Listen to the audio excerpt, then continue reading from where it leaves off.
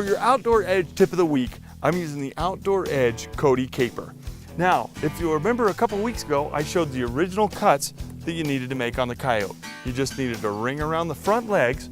You needed to make one incision right here along the back of the hairline between where the brown hair meets the bottom, the lighter colored hair, all the way along past the anus and up the other leg. Now I'm going to show you what to do with the tail. We're at the tail now, and you have two options. You can continue skinning down around the tail, cut the tail off at the bone, and then skin the bone out later, or you can start it right here while you're working. What I tend to do sometimes is work it as I'm going. So I'm going to cut right around the edge of this coyote's anus, leaving the anus intact on both sides. So you can see I'm going to cut right around the anus here, and I'm going to meet my original cut on the other side. Now, what I'm going to do is keep it on the bottom side of the tail. You can see the dark color on the top. Keep it on the bottom side of the tail. I'm going to make a straight incision along the edge of this coyote's tail. My 6-year-old son Trent here was with me when we shot this coyote, and he's helping us out. Okay, so now that I've cut right along the base of the tail here, I'm going to carefully work this skin back with my knife and my fingers.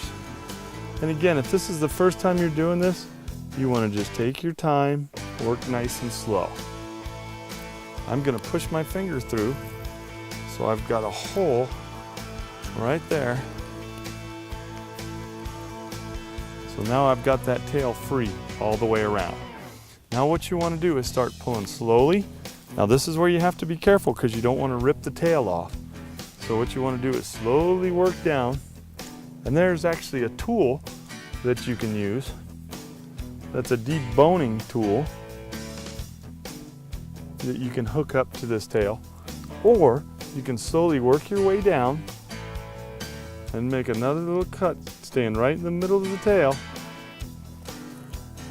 Now I've got this tail about skinned out almost halfway here. Now what you want to do is actually pull the bone out of that tail. Now you can do that two ways.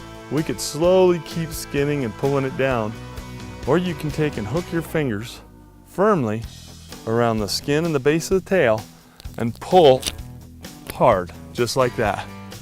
The next step is to take your knife and put it in the hole and continue all the way down, like I'm doing now, to open that tail all the way up so it'll dry properly.